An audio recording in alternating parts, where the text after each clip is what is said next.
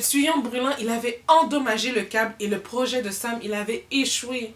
Il restait seulement 5 000 $ dans la caisse. Mais tu sais quoi? Sam, il s'est pas laissé décourager. Il a dit, plantez des poteaux et mettez le fil à hauteur de Washington jusqu'à Baltimore sur la rail de la voie ferrée. Le 24 mai 1844, Sam s'assit dans la chambre de la Cour suprême du Capitole et son ami Alfred se rendit jusqu'à la gare de Baltimore. « Attention !» pensa Sam. « Je vais envoyer le tout premier message télégraphique de l'histoire. » Mais quel mot allait-il employer? Il voulait honorer Dieu. Puis c'est Dieu qui lui avait fait entreprendre ses recherches 12 ans auparavant. Il y a un ami qui lui a suggéré quelques mots de l'Ancien Testament. Dans Nombre 23-23, ça dit « ce que Dieu a accompli ». Et Sam, il tapa les lettres dans son télégraphe. Et Alfred, il ne savait pas quel message qu'il allait recevoir. Et Sam, quand il l'a envoyé, eh bien, le message s'est rendu instantanément. Et en retour, Alfred, il a transmis le message à Sam. Et c'était aussi instantané. Il a reçu le même message. Ça disait ce que Dieu a accompli. Sam, lui aussi, il a capté ce message instantanément. Mais il s'est dit, mais tout cela vient de Dieu. Il l'a déclaré. Il s'est servi de moi comme un instrument pour l'accomplir. Je suis heureux que mon Père Céleste m'ait permis de faire quelque chose pour lui et pour sa planète. Mais le gouvernement, il considérait encore le télégraphe, l'invention de Sam, comme un jouet. Sam, il a dû continuer à se battre, à travailler durant de nombreuses années, plusieurs années. Mais Dieu, il fait toujours concourir toutes choses pour son bien.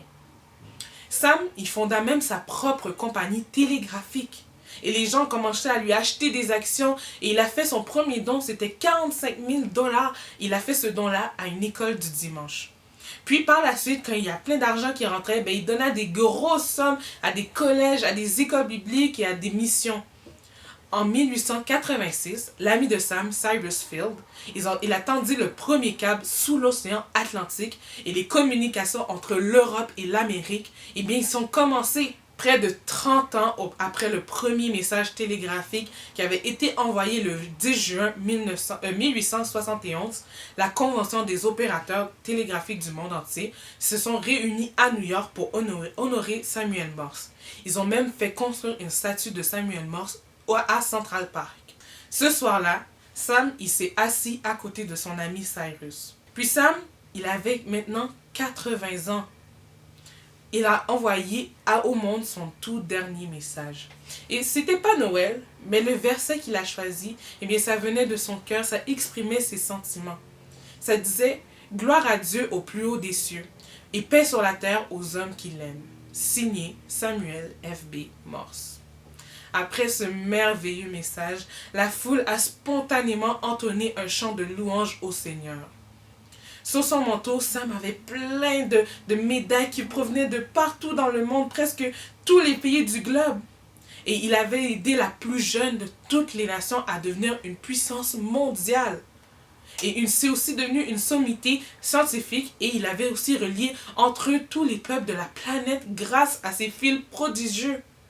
Dieu, il avait fait concourir toutes choses de la vie de Sam pour son bien. Tu sais, Samuel Morse, il avait donné sa vie à Dieu et Dieu, il lui a donné une nouvelle vie par son esprit qui vivait en lui. Et Samuel, il a toujours voulu honorer Dieu tout au long de sa vie et même pour son invention. Et ça, ça me fait penser à ce qu'on apprend cette semaine. Disons ensemble notre vérité.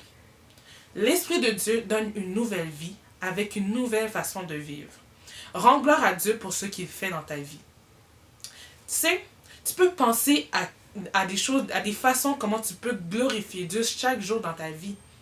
Comme par exemple, quand tu as un jouet et que tu le partages avec ta soeur ou ton frère, eh bien ça c'est une façon de glorifier Dieu dans ta vie.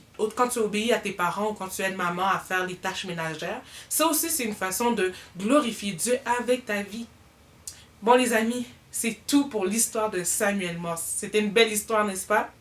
Mais reviens la semaine prochaine pour découvrir la vie d'un autre inventeur. Au revoir!